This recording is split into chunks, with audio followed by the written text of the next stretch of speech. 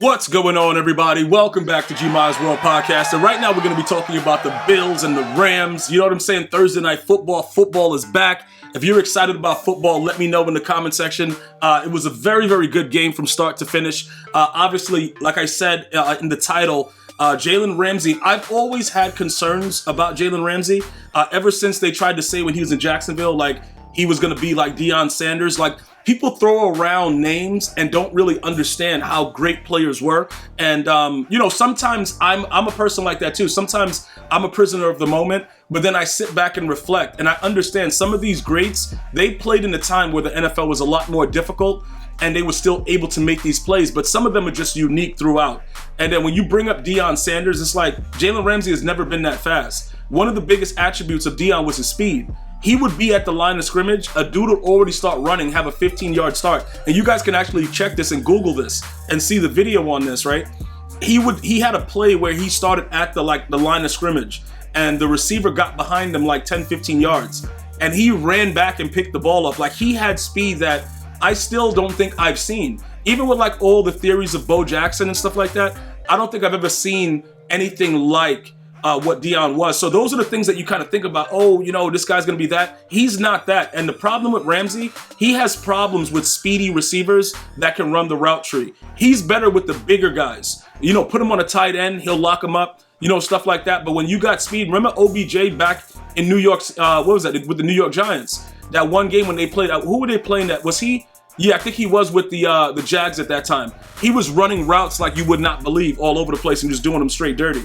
So, when we think about it like that, we have to also understand there is a lot going on there, but he cannot guard Stefon Diggs. We saw that yesterday.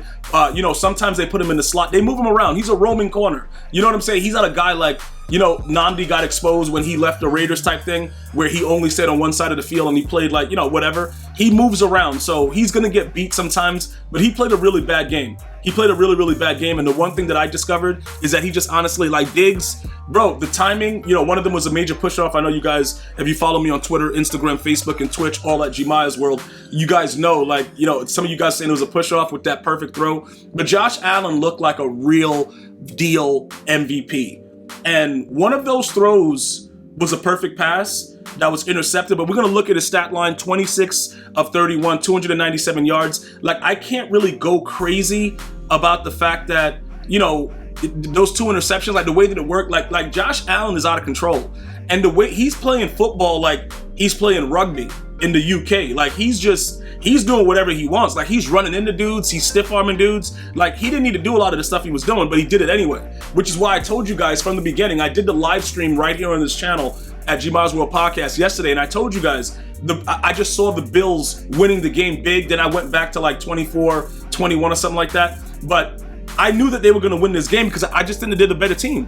I just think the Bills are the better team right now, and I think that we're going to get to the Rams. And, Von Miller was just a monster. Like, why would you get rid of Von Miller? They better be looking for a replacement for OBJ.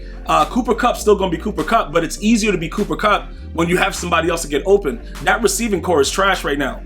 So we got to take a look at that as well. So 297 yards, 3 touchdowns, 2 interceptions. Josh Allen rushing 10 carries, 56 yards, 1 TD. That TD was crazy. He just ran right into dudes. I think he kind of makes the coaching staff nervous. But it doesn't really matter. He's just having fun out there, and I love that about Josh Allen. And remember, we've all seen him grow. You remember that playoff game when he thought he was playing Madden football, and he was jumping in the air and throwing the ball, doing weird stuff, and they lost? You guys remember that? Like 2 years ago? 3 years ago, something like that? We've watched him grow, and I'm so happy for him because he's starting to understand, I'm just better than these guys. And when you understand that, it becomes very difficult to beat you. It is what it is. So, going straight down the line, let's take a look at Stefon Diggs. Now, that's 8 receptions, 122 yards, a touchdown. Gabriel Davis, I didn't even know he was a burner like this. He beating dudes over the top. Like, dude, okay. I'm like, all right, 4 reception on 5 targets, 8 reception on 9 targets. Crowder, he did what he had to do. Zach Moss out of the backfield wasn't too bad. Zach Moss's fumble was kind of wild, but defensively, we could take a look at some of the things that they did. And, they played well. And this was the thing, right? I tried to tell you guys, it's sort of like their defense is so good, and then they have a really good offense. And I know Tre'Davious White didn't play, but you guys have to understand something. This team is built to win a Super Bowl. And once everybody realizes that, it's going to be a lot easier on everybody. Because I don't know what the problem is, but I told you guys this in the beginning. The Bills are Super Bowl bound. And I don't really care what anyone says. Like, that's just what it is. So we'll take a look at the Rams right now. Matthew Stafford, 240 yards, 1 touchdown, 3 interceptions. He was bagged, bro. No groceries. He was just bagged. But he was bagged because it's all Cooper Kupp or bust. Cooper Kupp was dotting dudes up. Like, Cooper Kupp is a really, really good receiver. I think he's one of the best in the game. But you can't do it by yourself. Because the more, like, even with everybody, like, bracketing the coverages and doing stuff, he still had that touchdown in the right corner where he was just wide open, bro. I don't know what Hyde was doing, but he was just wide open. And 13 receptions on 15 targets is really, really good. But then you drop down to a guy like Tyler Higbee with 39 yards, 11 targets, 5 receptions. You know, like, these things are bad. This is bad stuff. So we have to, we have to focus on these things. Also, we found out a little bit more about his elbow, similar to a baseball injury. Chris Collinsworth was talking about that. These things are very, very difficult to deal with. Okay, so he didn't really look comfortable. He got sacked a decent amount of times where it's just like, wow, dude, like, you can't get that ball off. The old Matthew Stafford, he was a gunslinger. He's going to get that off. I think he still needs a little bit more rehab on that elbow, to be honest with you. Cam Akers, he really, dude, fantasy football people were raging. If you were a fantasy football player, player that had him in your lineup, Cam Akers, GG's. I don't know what happened. It got kind of crazy. I'm still looking for more articles on it. But yeah, it was wild. It was a real wild situation because Henderson wasn't really able to handle the load, and you can't really blame him. I don't know what's going on with that situation. All right, but I'm going to tell you straight up, I don't think Matthew Stafford looked comfortable at all. I still think that he is focusing on rehab on that injury, in my opinion. So I would watch that. But this is what I was talking about, right? Everybody makes fun of OBJ. Oh, OBJ this, OBJ that. He's not good. This and that. Like, I hear people say all kinds of stuff.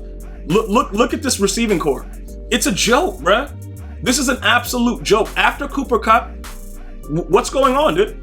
Like, you gotta help out. You gotta do something. Like, this is really, really bad. Like, the more that I look at this, the more I get aggravated because I'm like, does anybody want to help this guy win a game? This is absolutely insanely ridiculous. None of it makes any sense. Why are these numbers like this? You know what I'm saying? Why is one guy 128 yards and then you do a crazy dip to 39? Then your running back got 26. You know what I'm saying? Skowronek? Yo, dude, listen. I thought he was going to be out there a little bit more, but they put him out there after the blowout started. He came in early and got a key. What was it? Was that a 4th down play where he got open? But he wasn't really a factor. I don't know who's going to step up, but they're going to need to do something. Allen Robinson, you're going to have to do something. Because now everybody's going to be saying, oh, yeah, whatever. And then, like I said, getting back to OBJ, right? OBJ is wild, dog. OBJ is a wild man. Von Miller is a key. You know what I'm saying? Von Miller, you could see Aaron Donald didn't really do anything. See, this is a bad look for Aaron Donald because he's looked at as like one of the top players, but in some games he doesn't really like show up on the stat sheet. And I know a lot of you guys like, yo, he's overrated. I don't think I've ever seen a game where Lawrence Taylor in his prime didn't do something. He wasn't really a factor, and not having Von Miller really, really showed it. But like I said, at the end of the day, Stefon Diggs on key 3rd downs was just wide open. No matter who was guarding him, Jalen Ramsey, it didn't matter who it was. And like I said, I just really believe from the beginning when I predicted the Bills would win that they're just a better team. I want to thank you guys and girls for watching. Hopefully you're enjoying football. It's back. I'm going to see you guys and girls next time. You enjoy your day. One love, y'all.